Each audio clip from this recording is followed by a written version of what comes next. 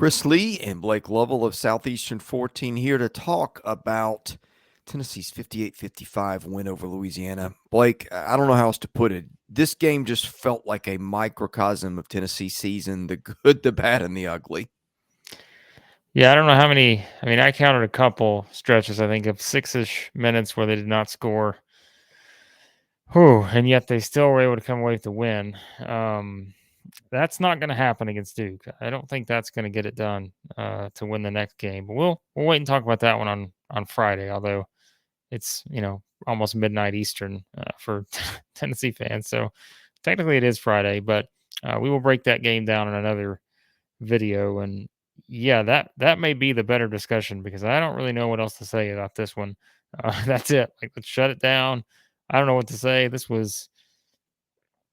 It was not pretty, yeah, but I think we said that if Tennessee was going to advance in this tournament, they were going to have to win some ugly games, and this was the opener, and 58-55, that's about right. I don't think Tennessee's going to win many games if they're giving up 70 something points because I don't know if they can hit that number. You and I talked about it last week. You could just tell, without Zakai Ziegler, they're just a different team, and I think specifically offensively, as we said, no knock on Jemai Meshack or any of that, but they're not the same team in terms of their offensive rhythm, and they are just a team that has to hit shots, and they can't. I mean, they went 4-16 from three in that game. I feel like we're talking about them losing, but we're not. Hey, They did look, win. Tennessee fans, and I'm hearing from a couple of them on a text chain I'm on. Hey, look, you're not Texas A&M. You have that going for you tonight. Yeah. Look, survive and advance is underrated, and I get that it wasn't pretty and all those things. And look, I don't feel great about their matchup with Duke, but Tennessee did just enough. And on a day where Arizona didn't do just enough and Virginia didn't do just enough, Yeah.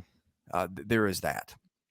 Yes, and that's again, we are looking at probably the bigger picture. Although we are discussing this game and our reaction to this game, it does tie into the bigger picture, because not now it's looking ahead, which again we'll do in our video on Friday when we break down the matchup against Duke. But yeah, it was a frustrating game. I mean, I would have to assume Tennessee fans are frustrated by it. I mean, there's no doubt.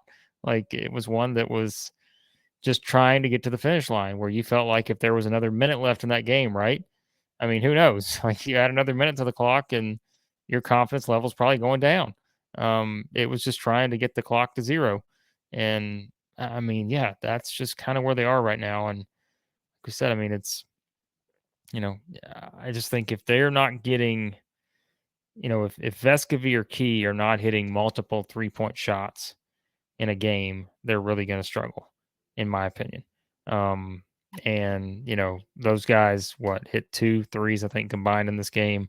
Key went 1 of 5, Vescovy went 1 of 2. I mean, Vescovy only had 3 points. Think about that. Like, I mean, that's on the one hand for a while in the first half, which was not making portions of that fan base happy. Well, and that's the thing, right? Is on the one hand, you advanced in the NCAA tournament with Vescovy only having 3, which I think going into it, if we'd have took everything else off the board, then you're worried and said Vescovy is going to score 3 points. Tell me if you think Tennessee's going to win or lose. I think we probably would have said they're probably going to lose. So yeah, I mean, there's that, but again, I feel like we're just. But hey, an NCAA tournament win is an NCAA tournament win. It's to survive and advance, and Tennessee survived. And sometimes, how many teams have we seen in the past, Chris, that have just survived? I mean, I think back, one of the first examples that pops in my mind was Auburn from, what was that, in 2019? That's exactly the one I was thinking about. I mean, they beat New Mexico State. If they don't botch, I think somebody botched an inbounds play or something. Yeah. Auburn doesn't get there, but they did, and they turned it on from there and made their way to the Final Four. I'm not saying Tennessee's going to make their way to the Final Four, but it is a survive and advance tournament, and Tennessee survived in this game. Yeah, I'm thinking, let's see, rebounding was a big thing tonight. Tennessee out-rebounds Louisiana 33-28. I think the other thing was free throw shooting. Vols didn't shoot it particularly well, 12 of 21. Even Josiah Jordan-James missed one late. But 12 points from the foul line, whereas Louisiana gets what, something less than that, 5 of 9. I mean, that's probably your difference right there. A couple extra possessions and a few more free throws. Yeah. Yeah, I mean, it was. And, we kind of talked about it from the Louisiana standpoint coming in. I mean, Jordan Brown, we knew was going to be the guy. Had 16 points, and we were just saying, who's going to be the other guys that step up, make some shots for them. And, they had some guys who did it, but it just, Tennessee still with their defense, was able to, what I think Louisiana had 15 turnovers. Of course, Tennessee had 18 turnovers. What did they have? They had a ridiculous amount in the first half. Yeah, that they had there was Was a it tweet 11? out there that Tennessee at one point had turned the ball over on 41% of its possessions early. Yeah, I want to say it was like 11 turnovers in 16 minutes, maybe. And maybe I'm wrong on that, but I feel like I saw something close to that. So yeah, so I mean, forcing turnovers always helps if you're turning the ball over. And I mean, Louisiana did have 15 turnovers, so that's just the defense is going to have to wheel them through this tournament, because I think it's inevitable now, that they're going to have some of these stretches where they can't score. You had multiple in this game. I don't know exact times. I know the first one was at least 6 minutes. I want to say the next one was close to that, where they just had some of those stretches where they could not put a point on the board. And so, yeah, I mean, again, you go back to the drawing board now, because Louisiana is a different, a different approach game planning wise than what Duke's going to be. And so now you kind of go back to the drawing board. You learn from this game. You have no choice, and figure out what has to change for you to find more of an offensive rhythm and get, the shots you need to get. I mean, they were also 12 to 21 from the free throw line, missed a lot of free throws. So it's just, yeah, I mean, yeah, I don't know what else to add other than that. Tennessee survived in this game, and that's what matters. Is they don't care if you win it by 1 or win it by 50. It's the NCAA tournament. You're still rewarded the same. Whether you again win by however much, it doesn't matter. So they have now a date with Duke, and they just have to play better, I think, if they're going to keep advancing in this tournament. So, what was the late game technical foul sequence about?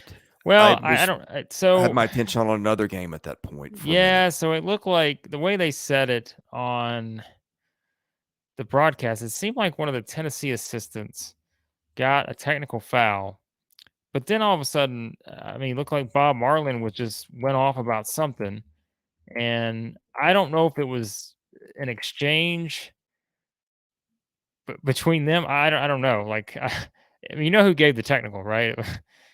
But I mean, I don't know I I don't know think what happened. so.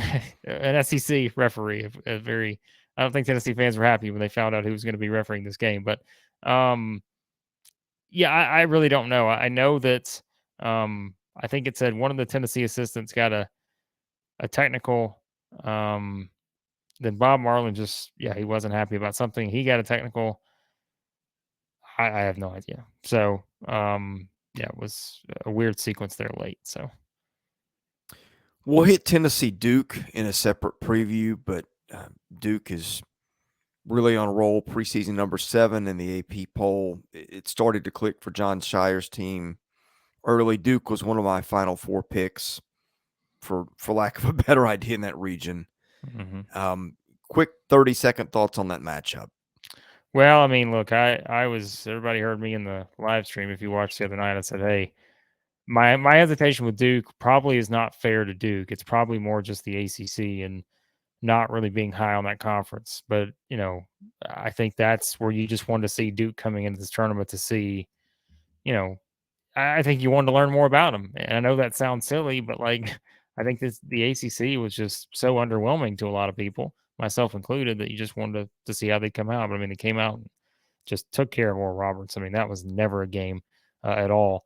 And, I think that was a pretty impressive performance. They are obviously going to present some challenges because, I mean, Duke has what? Duke has size. They got a ton of size. They're going to be able to impact shots for Tennessee, for a team that already struggles to score. I think Duke's ability to make Tennessee take tough shots is going to be a problem. I will say that before we even do our preview video tomorrow. I think that is going to be an issue. But yeah, we'll certainly dive more into the actual matchup and look at some other things that maybe Tennessee can do to frustrate Duke when we get into that. So Yeah, Tennessee frustrated a lot of teams this year, so you can't count the Vols out. Yeah, and I know Tennessee fans again are not feeling great about this one, but we have seen stranger things. Okay, Blake, any parting thoughts on the Vols before we end the show? No, check out all the videos we've done. We've done a reaction video for every game played to this point. It was a good start for the SEC. With how many teams now, Chris? Alabama, Arkansas, Missouri, Auburn, Tennessee, all advancing. A&M So is that probably not going to, and we're I waiting on don't Kentucky.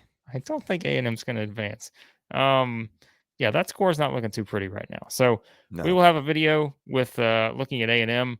We'll do that. It's probably early Friday morning, and then we will have game previews for all the SEC teams that have advanced. How many? I don't know if like I'm off count. Alabama, Missouri, Arkansas, Auburn, I right? think it's 5. Tennessee. Yeah, so 5. Mhm. We'll have 5 videos coming, and then of course Kentucky plays on Friday, so we'll have videos for all of them coming up on Friday. So be sure to hit that subscribe button. Okay, he's Blake Lovell. I'm Chris Lee. We're Southeastern 14, presented by Bearded Iris. We'll see you again soon.